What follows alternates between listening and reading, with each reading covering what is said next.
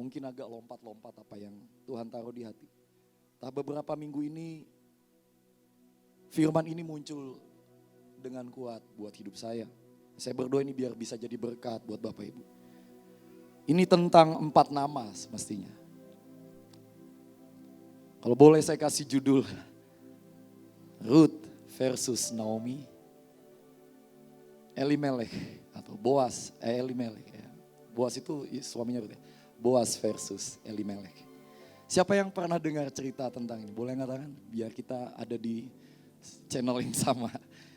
Tapi sebelumnya ada sebuah firman yang tiba-tiba Tuhan ajar saya, coba lihat bagian ini nak. Gitu. Ini bagian yang mungkin Bapak Ibu pernah dan sering dengar dikhotbahkan. Izinkan sekali lagi kita belajar sama-sama. Di Matius pasal 1. Saudara mulai dari ayat pertama ya, nanti Bapak Ibu boleh baca.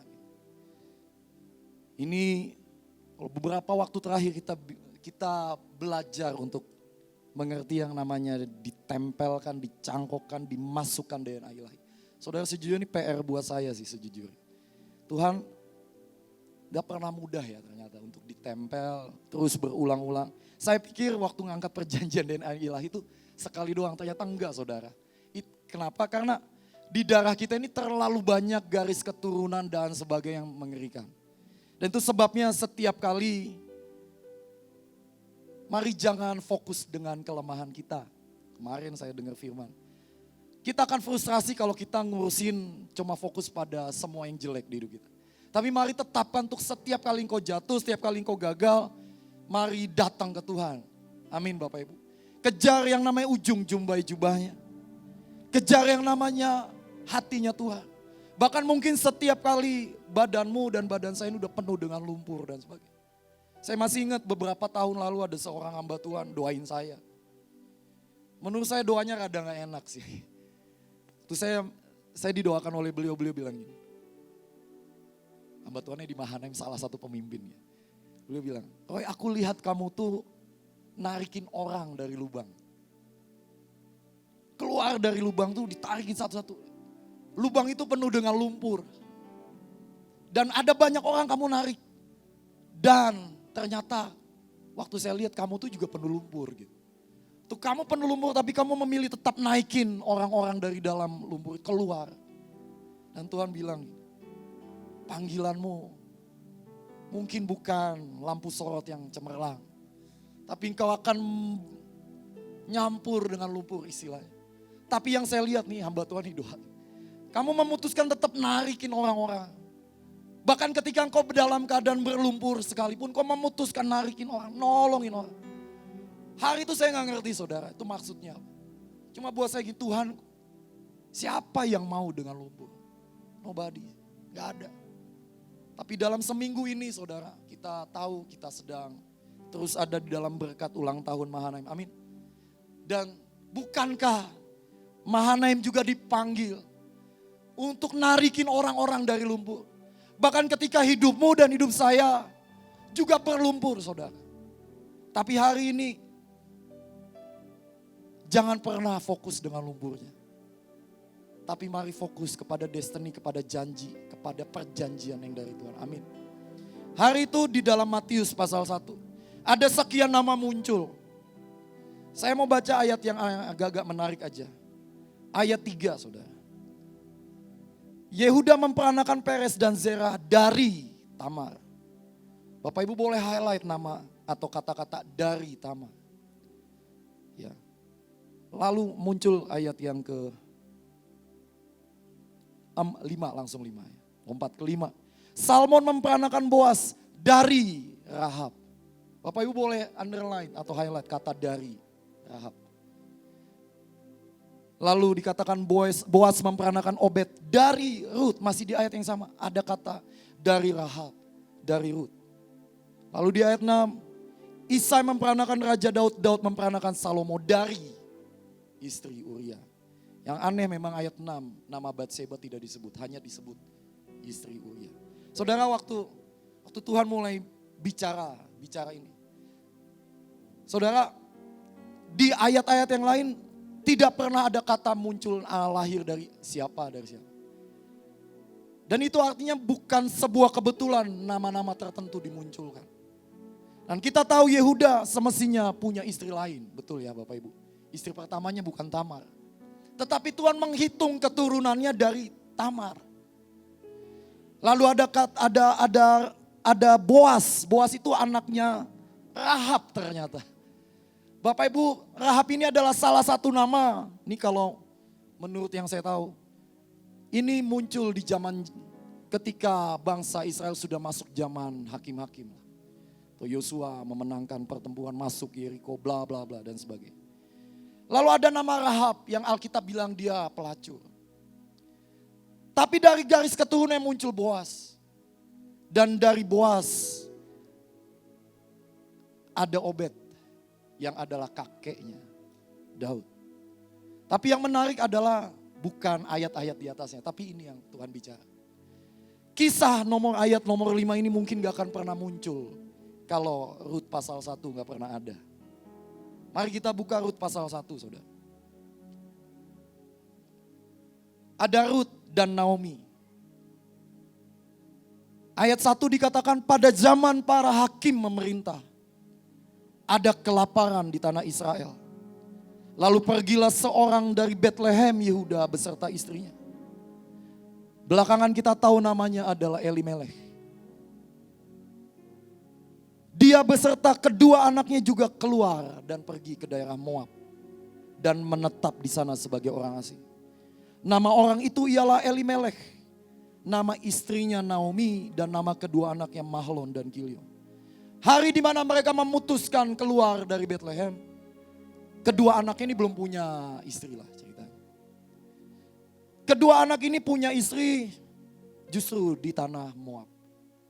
Waktu Tuhan mulai bicara, nah ada banyak orang di tengah kelaparan. Dia keluar dari tempat di mana ada perjanjian di dalam. Bapak Ibu, saya ini adalah orang yang sering kali keluar masuk keluar. Mungkin saya tetap di Mahanaim, tapi pikiran, hati, keinginan sejujurnya. Seringkali di tengah kelaparan hidup saya, di tengah ketidakpuasan diri saya, seringkali saya milih mampir ke Moab. Saudara, nama Elimelech itu artinya keren semestinya. Elimelech itu artinya God is the king. Allah adalah raja. Seseorang yang punya nama God is the king. Hari itu dia keluar dari Bethlehem. Dari tempat di mana Tuhan punya perjanjian ini akan jadi rumah kelimpahan. Hari itu Elimelech cuma disebut hanya beberapa ayat. Nama yang seharusnya mengandung janji bahwa Tuhan adalah raja.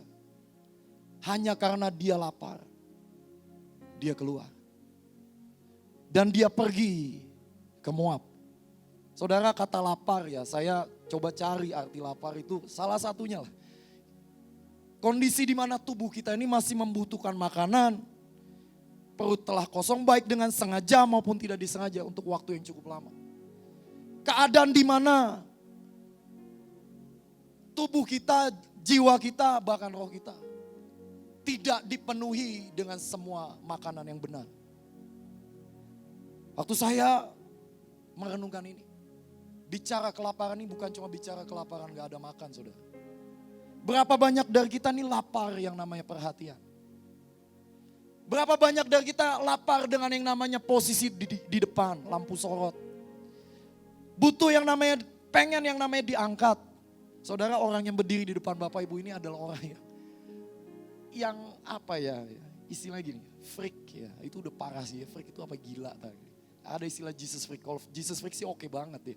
Freak itu maksudnya gini Bapak Ibu. Setiap kali saya berdoa, bertobat gitu ya. Sejujurnya jiwa ini gini, setiap kali engkau gak dapat makan tuh kayak lapar gitu.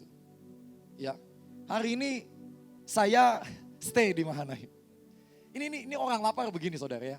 Ya ini direkam ya, tapi gak apa-apa lah. Saya bikin pengakuan biar kita, Alkitab bilang saling mengaku dosa dan saling mendoakan kita jadi sembuh.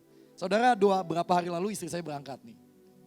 Saudara, saya ini udah berapa kali ya keluar, pelayanan keluar dan saya udah tahu sih semestinya kali ini saya, yuk kamu stay, jaga benteng, jadi pilar, nopang, doa. Oh itu ngerti, ini di otak nih ngerti saudara. Tapi begitu gini, tiba-tiba gini. Istri saya bilang, aku harus balik lagi ke Kaltara. Dukung doa ya. Hati saya rada gak sinkron dengan perkataan. Siap, dukung. Tapi di hati, kok istri saya ya gitu. Kok kenapa saya gak lagi-lagi gitu. Padahal saya tahu. Ini kacaunya saya saudara.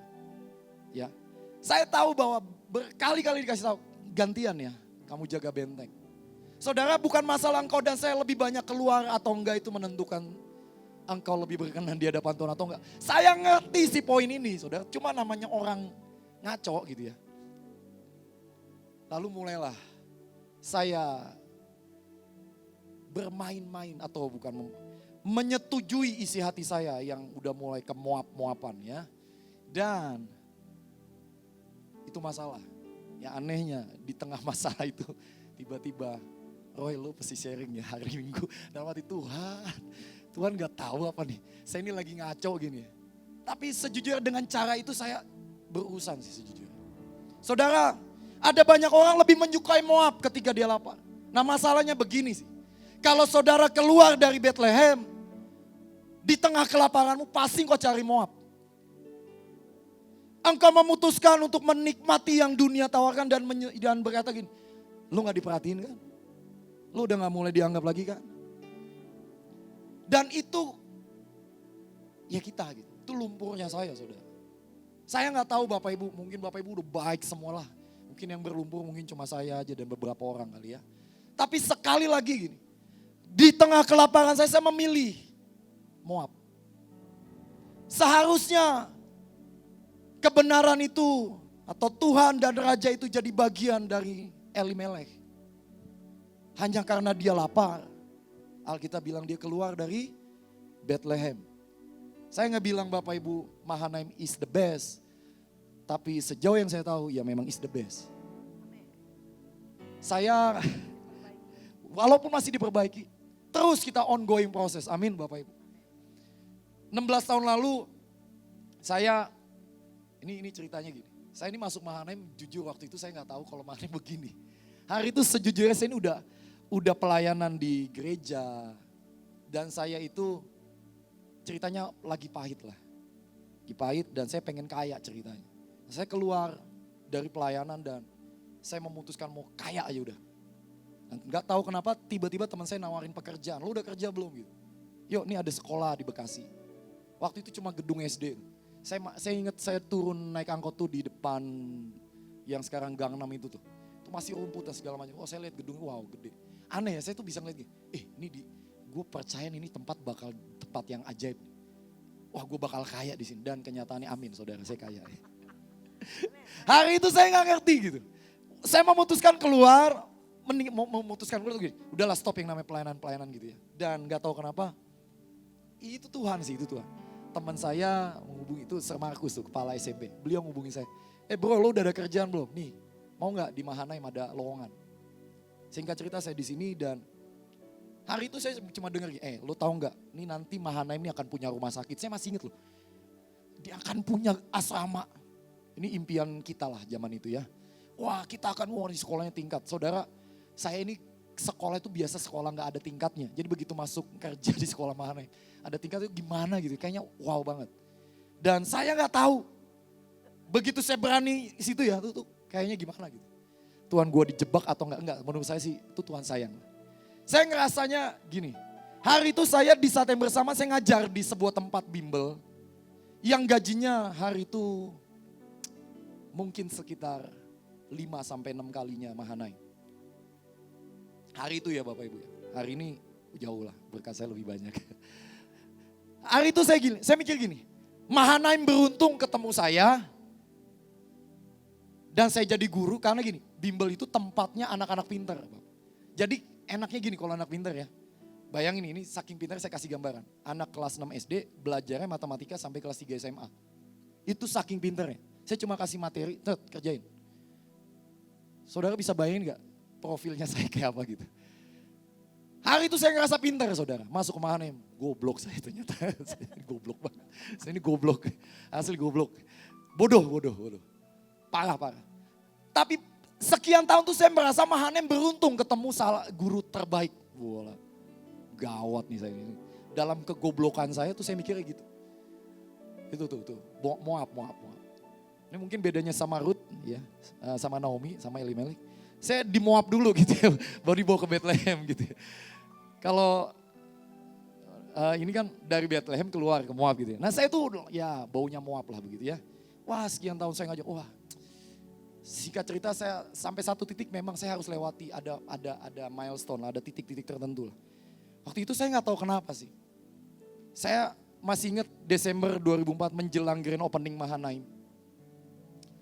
Saya dipaksa ikut latihan. Persiap bla bla bla gitu. Sehingga beberapa kali saya pulang. Saya datang ke tempat bimbel itu karena dia mulai jam 5 sore dan saya datang terlambat. Dan sekian waktu saya terlambat saya dipanggil. Lalu saya diomelin dan disuruh milih. Kamu mau tetap ada di sini, tinggalkan yang di Bekasi. Atau kamu pilih di Bekasi, tinggalkan ini. Saudara kalau Bapak Ibu ada di posisi saya, gak usah sok-sok rohani ya. Ini saya kasih gambarannya Bapak Ibu ya. Pilih 500.000 atau pilih 3 juta. 3 juta ya. Hari itu saya belum ketemu Ibu Panglima, belum. Saya masih baru 3 bulan di Mahanaim. Saya gak ngerti Mahanaim mau apa gitu.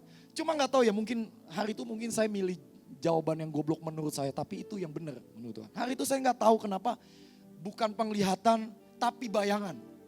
Mungkin mirip ya. Itu saya entah kenapa kata-kata yang keluar dari mulut saya itu gini. Kalau saya tinggalin sekolah di Bekasi, sekolah sana pasti kesulitan nyari pengganti saya.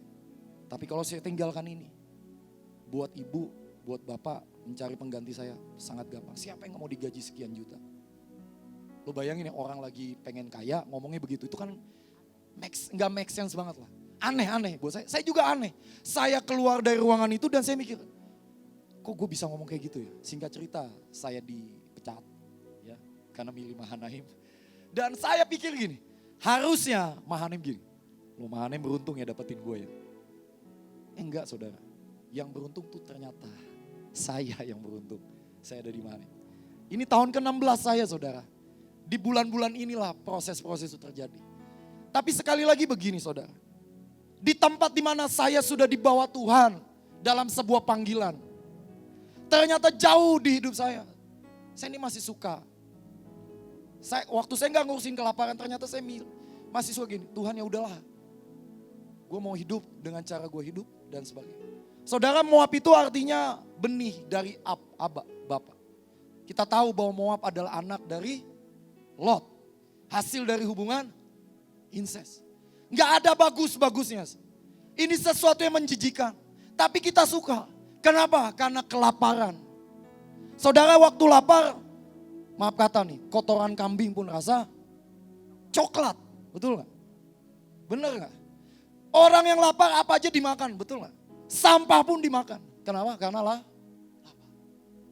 Dan itulah yang terjadi sejujurnya. Waktu kita gak ngurusin kelaparan. Elimelek. Yang seharusnya Tuhan adalah raja. Hari itu Elimelek menanggalkan. Dia keluar dari Bethlehem Yehuda. Dia pergi ke Moab. Saudara di Moab dia 10 tahun kurang lebih. Dan muncullah Naomi. Naomi itu sebenarnya namanya bagus artinya saudara. Artinya pleasant. Pleasant, menyenangkan. Tapi kalau Bapak Ibu baca, mari kita buka coba Rut pasal. Ini saya lompat dikit ya. Ini yang terjadi dengan Naomi yang seharusnya dia ini orang yang menyenangkan. Tapi hari itu dia pulang. Akhirnya dia pulang. Tapi dia pulang dengan kepahitan. Rut 1 ayat 20. Tetapi ia berkata kepada mereka. Waktu itu dia ketemu dengan orang-orang di Bethlehem kembali. Wah ini Naomi ya, Naomi ya. Tapi dia bilang jangan lagi sebutkan aku Naomi sebab sebutkanlah aku Mara. Hari itu saya pikir Naomi pulang ke Bethlehem ketika 10 tahun dan ketika dia kehilangan semuanya. Elimelek meninggal di Moab saudara. 2 anaknya mati di Moab. Saudara jangan mau ditipu. Ketika engkau lapar dan kau gak berurusan dengan hidupmu, engkau memilih keluar dari panggilanmu. Elimelek mati. Saudara biar gimana pun, selama engkau dan saya ada di dalam perjanjian, Itu nyelamatin lah, minimal nyelamatin. Amin Bapak Ibu. Separah-parahnya apa kondisi kita nih. Jangan keluar dari Bethlehem. Jangan keluar dari tempat di mana ada perjanjian Tuhan dalam hidup. Saya nggak tahu itu mungkin bisa bicara ya Mahanaim. Saya nggak tahu Tuhan pernah bicara perjanjian apa dengan hidup saudara. Tapi hari itu Elimelech keluar dan dia mati. Anehnya, ini buat saya tetap Tuhan ajaib. Naomi itu marah, pahit dan sebagainya. Dia pulang dan sebelum dia pulang, ketika anak-anak udah meninggal dan sebagainya, dia punya 2 menantu, satu Orpa, satu Rut. Kita tahu ya ceritanya. Singkat cerita, Orpa memilih tetap di Moab. Tapi Rut bilang gini, di ayat 16, masih Rut pasal 1. Janganlah desak aku meninggalkan engkau dan pulang dengan tidak mengikuti engkau. Saya nggak ngerti ya sejujurnya. Yang dilihat Rut dari Naomi itu apa? Jujur saya nggak ngerti. Ini Naomi orang pahit saudara. Tapi seorang Rut bisa lihat melampaui itu tuh keren banget saudara. Keren banget. Ya, dia kehilangan menantu saudara. Dia miskin, dia janda. Tapi entah gimana Rut ini out of the blue lah. Dia nggak tahu dalam garis keturunan timeline sejarah dari mana. Dia ada di Moab, dia mungkin salah satu perempuan Moab yang saya juga nggak ngerti. Kita nggak ngerti tiba-tiba dalam penetapan Tuhan. Tarik nih, ditempelin sama Naomi. Tapi hari itu Rut bilang gini, kemana engkau pergi, ke situ juga aku pergi. Di mana engkau bermalam, di situ juga lah aku bermalam. Bangsamu lah bangsa. Allahmu lah Allah. Hari itu ada sebuah apa ya, mungkin bisa dikatakan gini, Rut itu salah satu artinya adalah friend, sahabat, teman. Tapi dia juga artinya adalah belas kasih, passion. Saya gak ngerti yang dilihat Rut dari Naomi apa, tiba-tiba dia bilang, aku menempelkan hidupku sama kamu. Ku tahu kau janda, kau kehilangan semuanya. Aku mau ikut engkau. Rut belum kenal Allahnya Naomi seperti apa. Ini bangsa Moab saudara. Tapi hari itu Rut bilang dimanapun engkau mati aku pun mati. Lihat ada 2 respon yang berbeda. Naomi pulang sih semestinya. Ada banyak orang dia mungkin tetap ada di Bethlehem. Tetapi dia bilang jangan panggil aku Naomi. Panggil aku Mara. Sebab yang Maha Kuasa telah melakukan banyak yang pahit kepada. Tapi saya terkagum-kagum sih lihat Rut. Gak ada satupun ayat menunjukkan Rut itu pahit. Tapi Naomi pahit. Hari itu Elimelech selesai dalam sejarah. Naomi juga selesai semestinya. Karena berikutnya, it's all about Ruth and Boaz. Ruth dan Naomi berhenti. Kisahnya yang perlu kita simak itu adalah respon hati. Tapi begitu Ruth ikut sama Naomi, Boaz, Tuhan bawa dalam hidup. Saudara balik coba ke Matius pasal 1 ya. Ini perenungan saya saudara. Kalau seandainya, ini apa yang saya dapat saya pelajari, Tuhan mulai bicara lah. Mungkin seandainya Naomi atau Elimelech itu gak keluar dari Bethlehem. Mungkin. Bloodline-nya nyambungnya ke dia kali. Mungkin. Loh ini Ruth ini muncul cuma karena Naomi kok. Sejujurnya, betul gak Bapak? Kalau hari itu Naomi Elimelech memutuskan tetap di Bethlehem. Mungkin, sekali lagi mungkin. Tuhan beda rencana awalnya. Mungkin nama ini akan muncul. Mungkin ya. Salmon memperanakan siapa Elimelech gitu. Elimelech memperanakan siapa. Mungkin. Loh ini gimana ceritanya Ruth ini? Saudara kalau Ruth ini gak ada. Mungkin anaknya Naomi mungkin yang akan menjadi masuk dalam bloodline. Jadi hari ini ada 2 tentang Ruth dan Naomi. Engkau yang tahu kelaparan di jiwamu dan memilih pahit. Loh siapa sih yang gak pahit kalau lapar? Pahit, pasti pahit. Tapi mari jangan keluar dan memilih ikatkan hidupmu dengan tempat di mana engkau. Atau dengan perjanjian yang Tuhan taruh. Itu akan membuat saya dan saudara selamat lah istilahnya. Tapi hari itu Naomi memilih pahit. Bayangin udah lapar, keluar larinya ke Moab. Suaminya mati, anaknya dua-duanya mati. Pahit banget saudara. Tapi seharusnya Naomi destiny adalah pleasant. Menyenangkan hati Tuhan. Tapi dia kehilangan semuanya. Hari itu sejarah berganti saudara. Ruth, from nothing. Tiba-tiba Tuhan masukkan. Dan saudara, Boas pun ternyata saya baru tahu. Anaknya pelacur ternyata Boas. Rahab emaknya. Ini dua-duanya orang yang semestinya kredibilitasnya gak bisa disandingkan buat bloodline. Tapi hari itu Boas dan Ruth masuk dalam garis keturunan. Saudara, waktu saya pelajari Boas ini keren banget sih semestinya. Boas itu artinya kuat, bertanggung jawab, rajin, ulet, penuh dengan belas kasihan juga. Dan saya percaya sekali lagi, Mahanaim adalah Ruth dari tempat-tempat yang mungkin kita ini gak dianggap. Tuhan pungut, Tuhan tempelin kok. Saudara, hari itu kalau saya nggak terima jawaban telepon dari teman saya, Sir Markus, mungkin saya nggak di Mahanaim Bapak Ibu. Ya, hari itu saya juga nggak ngerti.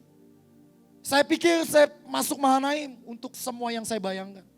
Tapi waktu saya lewati tahun demi tahun, Tuhan baik banget. Seharusnya nama saya bukan Roy kali ya, Ruth. Saya ini dari nothing gitu. Kalau saya ingat sekian bulan sebelum masuk Mahanaim, ini ceritanya saudara. Hari itu saya dilamar, bukan melamar ya. Kalau melamar kan kayak gimana, ini keren banget. Saya ini dilamar oleh sebuah sekolah bonafit di Jakarta. Kalau saya sebut namanya pasti akan geger. Salah satu sekolah terkenal di Jakarta di Indonesia. Sekolah swasta Kristen. Nah saudara boleh mikir-mikir lah sekolah apa aja sih yang masuk dalam kategori itu ya. Nah saya pernah dilamar. Kok bisa dilamar? Gini ceritanya. Salah satu gurunya meninggal ceritanya. Nah meninggal teman saya. Nah kepala sekolahnya kakak kelas saya. Kenal saya. Lalu dia nanya, dia hubungi saya. Mau gak lu gantiin dia gitu. Gantiin orang meninggal. Ya. Tapi saudara kalau mau tahu ya. Hari itu saya ini udah sempat kerja di sebuah sekolah lain. Yang gajinya waktu itu tahun 2003, 2004 itu, 2004 ya. 194 ribu lah sebulan. Ini biaya operasional saya sebulan itu bisa nyampe 300 ribu. Ngutang saudara, minus, defisit. Saya sekolah di situ lah, saya ngajar di situ baru 2 bulan, tiba-tiba datang lamaran dan singkat. Saya follow up bla bla bla bla. Itu saya udah buat deal sebenarnya sama teman saya. Kita bertahan di sekolah yang tanda petik sekolah yang kecil tadi. Dan yuk kita bertahan di sekolah ini. Di saat saya udah buat komitmen, datang tuh, lo mau gak ganti? Saudara gajinya waktu itu 10 kalinya saudara. 20, lebih. Gede banget. Dan saya diam-diam. Si orang yang buat kesepakatan ini, diam-diam follow up. Tinggal hari terakhir mau tanda tangan kontrak, tiba-tiba di hati saya gelisah. Saya sama teman saya ini udah buat deal gini, udahlah kita nikmatilah gaji segini di sekolah yang pertama tadi. Saya yang buat komitmen, saya yang paksa dia yuk komit. Tapi saya juga yang bohongin dia ceritanya. Keren ya, ini kayak sinetron ya. Tapi ini fakta. Hari itu hati saya gelisah. Saya bingung. Hati saya nggak damai. Saya panggil dia, yuk kita ngobrol. Hanya saya cerita. Saya bilang, bro, gue nih butuh duit. Sorry ya, kalau gue nih ninggalin lo dari sekolah yang ini nih. Gue udah ngelamar di tempat ini. Saya bilang, saya udah ngelamar, udah tinggal sign kontrak. Dan hari ini adalah hari di mana saya sign kontrak. Lalu saya bilang, maaf banget, saya butuh duit. Terus dia bilang, saya udah nunggu kalimat dia yang saya pikir itu yang akan muncul ya. Terus dia bilang, ya gak apa-apa sih bro, gak apa-apa, lo ambil aja. Tapi bukankah lo dulu yang ngajak kita komitmen? Nah itu yang bikin saya, waduh. Saudara itu udah saya tunggu-tunggu kalimat ini. Tapi bukannya lo dulu yang ngajak kita komitmen. Bukannya kamu dulu yang maksa kita bertahan di sekolah ini. Sekolah yang pertama. Terus saya diam, saya gak bisa jawab. Saya gak bisa jawab. Saya malu. Tiba-tiba dia bilang begini. Asalkan lo tahu ya bro. Gitu. Sebenarnya gue juga dilamar. Gue juga mau ada sekolah yang minta gue masuk. Saya langsung spontan. Kenapa lo gak ambil? Langsung dia dengan spontan jawab. Gimana gue mau ninggalin lo bro? Gitu. Kita udah komit. Gue menghargai komitmen lo. Gue gak mungkin ninggalin lo gitu. Teman saya ini bilang, wah saya nangis udah. Lalu saya bilang, saya peluk teman saya ini. Saya putuskan saya tinggalkan sekolah yang nunggu saya nih. Dan dia bilang, jangan Bu, lo ambil, gak bisa. Gue gak mungkin meninggalkan demi duit istilahnya. Gaya ya. Ini gaya banget lah, gaya banget. Tapi ini yang terjadi. Saudara ini saya gak tahu nih. 2 minggu persis setelah itu. Mahanaim datang. Hari itu kalau saya nyangkut di sekolah di Jakarta tersebut ya. Saya mungkin jadi Elimelek kali ya. Atau jadi apa saya gak ngerti. 2 minggu setelah itu saya juga gak tahu. Tapi hari itu singkat cerita ya Bapak Ibu. Saya ada di Mahanaim. Berapa tahun kemudian ada seorang yang mendoakan saya juga. Ada hamba Tuhan doakan saya. Beliau bilang begini. Tuhan menghargai keputusanmu nak. Keputusanmu memilih. Itu saya nangis saudara. Kalau saudara mau tahu. Ada di Mahanaim ini. Tidak satu pun mendukung saya. Menukar. Apalagi udah dengan cerita yang kedua tadi ya. Menukar yang sekian itu dengan memilih tetap bertahan di Mahanaim. Tapi waktu itu saya gak ngerti lah. Tapi itu Tuhan. Waktu saya jalani sekian tahun, saya tahu sih. Jiwa saya ini sejujurnya sebenarnya cuma lumpur. Tapi hari ini, kalau Tuhan tetap mempertahankan saya, bukan saya mempertahankan diri sih menurut saya sih. Tapi karena Tuhan mempertahankan saya. Saudara, apa sih yang baik dari kita? Gak ada sih semestinya. Betul ya Bapak Ibu. Tapi Tuhan mempertahankan saudara dan saya. Supaya Ruth dan Boas muncul. Nah, saudara mau tahu apa yang terjadi selanjutnya? Ruth dan Boas melahirkan Raja Daud, cicitnya. Dari garis itulah Yesus memilih. Itu saya renungkan, ini terakhir saudara. Biar gimana pun ternyata ya, Tuhan tetap memilih merangkul garis keturunan Lot, Moab. Di dalam garis keturunan itu ternyata ada Moab loh saudara. Waktu Tuhan bicara kayak gitu. Nah, sejauh atau selama engkau mau mengikatkan hidupmu dengan aku, Moab diubah. Hari itu Ruth yang orang Moab. Membawa segenap mungkin cerita. Mungkin dia tahu nenek moyangnya parah, incest dan sebagainya. Tapi hari itu Tuhan tarik Moab. Dia tarik Ruth. Dan di garis keturunan Yesus ada semua nama-nama yang seharusnya gak layak muncul. Ada Tamar di sana, ada Rahab, ada Ruth, ada Batsheba, dan seterusnya. Kita ini cuma karena ditempelin aja sih saudara. Kalau enggak mungkin Mahanaim gak akan bisa bertahan sekian tahun. Biar gimana pun, saya berterima kasih ada pemimpin-pemimpin saya. Yang dengan keeroran saya pun masih tetap, nah sini. Ini saya punya anak nih, Sharon ini anak saya. Saudara, saya ini baru ngerti ternyata punya anak itu dengan semua keeroran itu seringkali menyedihkan hati Bapak gitu ya. Loh dia nih, saya bilang Sharon, banyak lah saya kalau cerita, aduh luar biasa. Setiap kali saya buat deal, setiap kali itu juga dealnya dilanggar saudara. Ya, Sharon kita kayak tadi pagi mandi dulu ya. Atau misalnya kita nonton TV, makan dulu baru nonton. Iya papi, tahu apa yang dia lakukan? Dia nonton lah. Padahal saya udah buat deal face to face. Dan sering kali saya buat sesi demi sesi. Kemarin habis pulang pelayanan, dia ikut kemarin pelayanan bagi-bagi itu ya. Buat saya ajaib lah. Mamanya lagi di Kaltara, gua gak mau kalah. Sharon ikut, yuk ikut papi. Bagi-bagi masker, bagi-bagi itu. Dan seneng dong ya, seneng ya. Nyampe rumah, ini yang terjadi. Sebelum nyampe rumah saya udah buat deal. Saya nanti pulang mandi dulu ya. Nyampe rumah, iya pi, dilihat teman-teman. Main di wah gitu. Saya geret dia tak pukul papi. Duh bayangin. Tiba-tiba hati saya tuh sedih gitu. Ngamuk apa segala. Oh gitu dong dia. Tapi tiba-tiba gini, saya bilang, yaudah kamu mandi sama Uti. Saya mandi, itu di kamar mandi itu saya ngerenung loh saudara. Kamu juga kayak gitu kan gitu. Dan tiba-tiba gini, hati saya tuh bisa gini, iya ya biar gimana dia anak saya. Ada covenant istilahnya gitu. Se-error apapun dan itu kayak gini, yuk. Itu dari hati saya seorang yang kayak gini aja tuh bisa keluar kayak gitu ya, apalagi dari Tuhan. Dan tiba-tiba dia dari luar tuh bilang gini, Papi masih marah enggak? Enggak sih Aaron, papi enggak marah. Tapi saya bersyukur, anak sekecil ini tuh ngerti gitu loh, cepat baliknya gitu ya. Saya berdoa kita punya hati yang sama gitu. Jangan takut untuk balik. Oh, saya ini takut loh sejujurnya untuk menghadap. Walaupun gitu, mungkin karena keplekmatisan, kemelankolisan saya. Tapi saya memutuskan, Tuhan saya mau balik nih.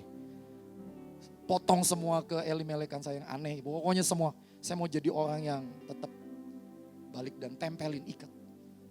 Dan buat saya Ibu Panglima, pemimpin saya di sekolah adalah orang-orang yang mempertahankan saya. Bukan saya bertahan di Mahanaim. Tapi menurut saya mereka lah yang mempertahankan saya. Dan bukankah Tuhan juga mempertahankan kita tetap ada di hati. Saudara, saya nggak tahu kondisi Bapak Ibu. Ada yang mirip-mirip kayak saya atau enggak. Atau engkau menikmati kelaparanmu dan menikmati kemuapanmu dan kau nggak sadar engkau akan kehilangan semuanya. Atau mungkin engkau selama ini di Moab. Dan kau berkata, mungkinkah Tuhan mengulurkan belas kasihan? Saya mau kasih tahu, firman Tuhan yang ngomong, ada. Nah, siapapun dari Bapak Ibu, saya nggak tahu, mari tundukkan kepalamu.